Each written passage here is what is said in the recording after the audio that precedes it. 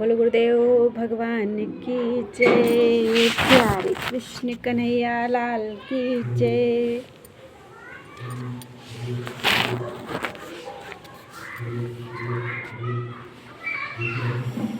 श्रीमद् देवी भागवत महापुराण।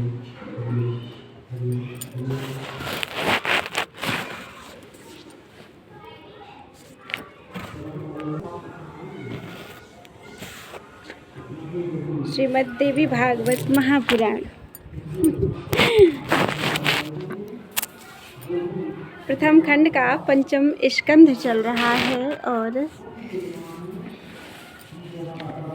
27 अध्याय पूरे हो चुके हैं। आज 28वें अध्याय से अथ अष्टाविंशो अध्याय। देवी के साथ रक्तबीज का युद्ध, विभिन्न शक्तियों के साथ भगवान शिव का रण स्थल में आना और भगवती का उन्हें दूत बनाकर शुंभ के पास भेजना, भगवान शिव के संदेश से दानवों का क्रुद्ध होकर युद्ध के लिए आना।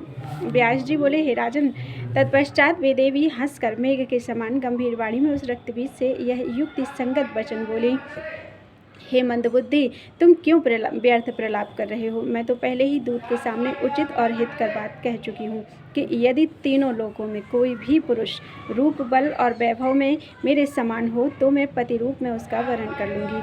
अब तुम शुंभ निशुंभ से कह दो कि मैं पूर्व काल में ऐसी प्रतिज्ञा कर चुकी हूँ, अतः मेरे साथ युद्ध करो और रण में मुझे जीत कर मेरे साथ विधिवत विवाह कर लो।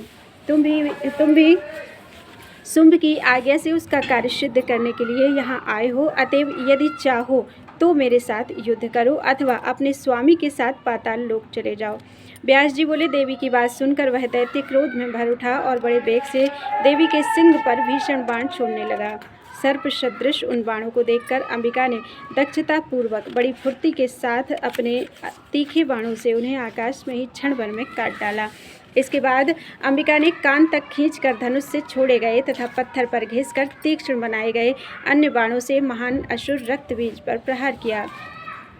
भगवती के बाणों से आहत होकर पापी रक्तबीज रथ पर ही मूर्छित हो गया। रक्तबीज के गिर जाने पर बड़ा हाहाकार मच गया। उसके सभी सैनिक चीखने चिल्लाने लगे और हाय हम मारे गए ऐसा कहने लगे। तब अपने सैनिकों का अत्यंत भीषण क्रंदन सुनकर शुंभ ने सभी दैत्य योद्धाओं को शस्त्रास्त्र से सुसज्जित होने का आदेश दिया। शुंभ बोला, कंबोज देश के सभी दानव तथा उनके अतिरिक्त अन्य महाबली वीर, विशेष करके काल के संज्ञक पराक्रमी योद्धा भी अपनी अपनी सेना के साथ निकल पड़े। व्यास जी बोले, इस प्रकार शुंभ के आदेश देने पर उसकी सारी चतुरंगिणी सेना मदमत्त होकर देवी के संग्राम स्थल के लिए निकल पड़ी। समरभूमि में आई हुई उस दानवी सेना को देखकर भगवती चंडिका बार बार भीषण तथा भयदायक घंटानाद करने लगी। जगदम्बा ने धनुष का टंकार तथा शंखनाद किया। उस नाद के होते ही भगवती काली भी अपना मुख फैलाकर घोर ध्वनि करने लगी। उस भयंकर शब्द को सुनकर भगवती का वाहन बलशाली सिंह भी अद्भुत भय उत्पन्न करता हुआ बड़े जोर का गर्जन करने लगा।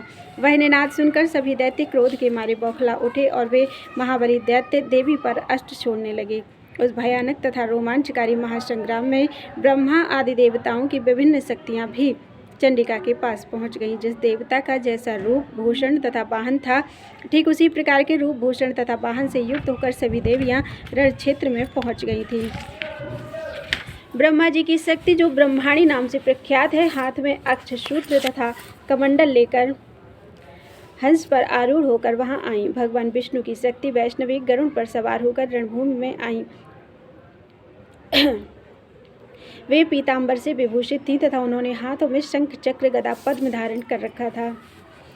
शंकर की शक्ति भगवती शिवा बैल पर सवार होकर हाथ में उत्तम त्रिशूल लिए, मस्तक पर अर्धचंद्र धारण किए तथा सर्पों के कंगन पहने वहां उपस्थित हुई।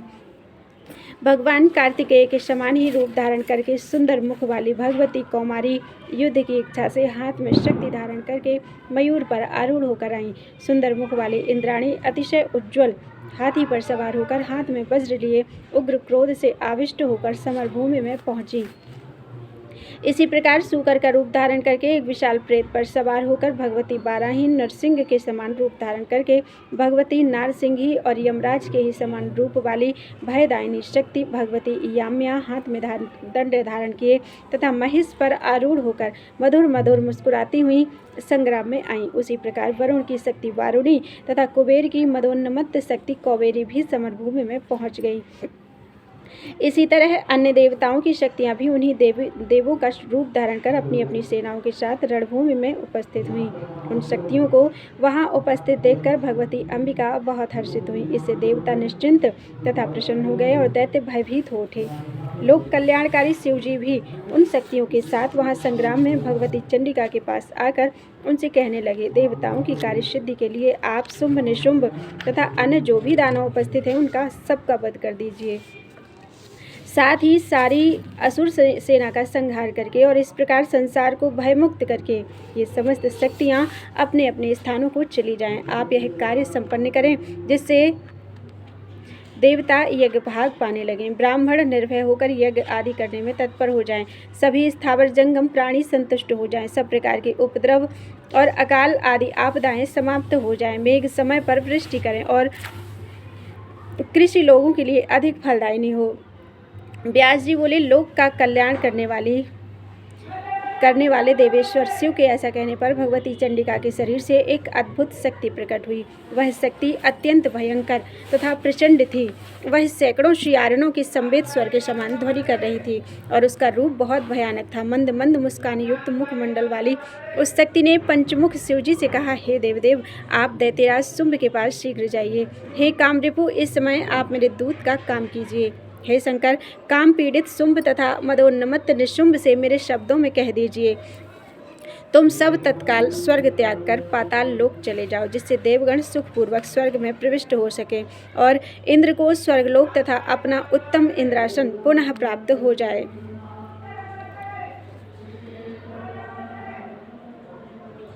साथ ही सभी देवताओं को उनके यज्ञ भाग पुनः मिलने लगे। यदि जीवित रहने की तुम लोगों की बलवती इच्छा हो तो तुम लोग बहुत शीघ्र पाताल लोक चले जाओ, जहाँ दानव लोग रहते हैं, अथवा अपने बल का आश्रय लेकर यदि तुम सब युद्ध की इच्छा रखते हो तो मरने के लिए आ जाओ, जिससे मेरी सियारने तुम लोगों के कच्चे मांस से तृप्त हो जाएं। व्यास जी बोले, चंडिका का यह वचन सुनकर शिव अपनी सभा में बैठे हुए दैत्यराज शुंभ के पास शीघ्र जाकर उनसे कहने लगे। शिवजी बोले, हे राजन, मैं त्रिपुरासुर का संहार करने वाला महादेव हूँ। अंबिका का दूत बनकर मैं इस समय तुम्हारा संपूर्ण हित करने के लिए यहाँ तुम्हारे पास आया हूँ। देवी ने कहलाया है कि तुम लोग स्वर्ग तथा भूलोक त्याग कर शीघ्र पाताल लोक चले जाओ, जहाँ प्रहलाद तथा बलवानों में श्रेष्ठ राजा बलि रहते हैं, अथवा यदि मरने की ही इच्छा हो तो तुरंत सामने आ जाओ, मैं तुम सबको संग्राम में शीघ्र ही मार डालूंगी। तुम लोगों के कल्याण के लिए महारानी अंबिका ने ऐसा कहा है। व्यास जी बोले, भगवती का यह अमृत तुल्य कल्याणकारी संदेश उन प्रधान दैत्यों को सुनाकर सूलधारी भगवान शंकर लौट आए। भगवती अंबिका ने शिव जी को दूत बनाकर दानवों के पास भेजा था, अतः वे संपूर्ण त्रिलोकी में शिवदूती इस नाम से विख्यात हुई। शंकर जी के मुख से कहे गए भगवती के इस दुष्कर संदेश को सुनते ही वे दैत्य भी कवच धारण करके तथा हाथों में शस्त्र लेकर शीघ्र ही युद्ध के लिए निकल पड़े। वे दानव बड़े बेग से रणभूमि में चंडिका के समक्ष आकर कानों तक खींचे गए तथा पत्थर पर शान चढ़े तीखे बाणों से प्रहार करने लगे। भगवती कालिका त्रिशूल गदा और शक्ति से दानवों को विदीर्ण करती हुई और उनका भक्षण करती हुई युद्ध में विचरने लगी। भगवती ब्रह्माणी युद्धभूमि में अपने कमंडल के जल के प्रक्षेप मात्र से उन महाबली दानवों को प्राण शून्य कर देती थी। वृषभ पर विराजमान भगवती माहेश्वरी अपने त्रिशूल से रण में दानवों पर बड़े बेग से प्रहार करती थी और उन्हें मारकर धराशायी कर देती थी। भगवती वैष्णवी गदा तथा चक्र के प्रहार से दानवों को निष्प्राण तथा शिरविहीन कर डालती थी। इंद्र की शक्ति देवी ऐन्द्री ऐरावत हाथी की सूंड की चोट से पीड़ित बड़े बड़े दैत्यों को अपने वज्र के प्रहार से भूतल पर गिरा देती थी। देवी बाराही कुपित होकर अपने तुंड तथा भयंकर दाढ़ों के प्रहार से सैकड़ों दैत्यों और दानवों को मार डालती थी। देवी नारसिंगी अपने तीक्ष्ण नखों से बड़े बड़े दैत्यों को फाड़ फाड़ कर खाती हुई रणभूमि में विचर रही थी तथा बार बार गर्जना कर रही थी। शिवदूती अपने अट्टहास से ही दैत्यों को धराशायी कर देती थी और चौमुंडा तथा कालिका बड़ी शीघ्रता से उन्हें खाने लगती थी। मयूर पर विराजमान भगवती कौमारी देवताओं के कल्याण के लिए कानों तक खींचे गए तथा पत्थर पर शान चढ़े तीक्ष्ण बाणों से शत्रुओं का संहार करने लगी। भगवती वारुणी सम्रांगण में दैत्यों को अपने पाश में बांधकर उन्हें अचेत करके एक के ऊपर एक एक क्रम से गिरा देती थीं और वे निष्प्राण हो जाते थे। इस प्रकार उन मात्र शक्तियों के प्रयास से दानवों की वह ओजस्विनी तथा पराक्रमी सेना युद्ध भूमि में तहस नहस होकर भाग खड़ी हुई। उस सेना रूपी समुद्र में बड़े जोर से रोने चिल्लाने की ध्वनि होने लगी। देवी के गणों के ऊपर देवता पुष्पों की वर्षा करने लगे। दानवों की भयंकर चीत्कार तथा देवताओं की जयध्वनि सुनकर रक्तबीज बहुत कुपित हुआ। उस समय दैत्यों को पलायित देखकर तथा देवताओं को गरजते हुए देखकर वह महाबली तथा तेजस्वी दैत्य रक्तबीज युद्ध भूमि में स्वयं आ डटा। वह आयुधों से सुसज्जित होकर रथ पर सवार था और प्रत्यंचा की अद्भुत टंकार करता हुआ क्रोध के मारे आंखें लाल किए युद्ध के लिए देवी के सम्मुख आ गया। इति श्रीमद्देवी भागवते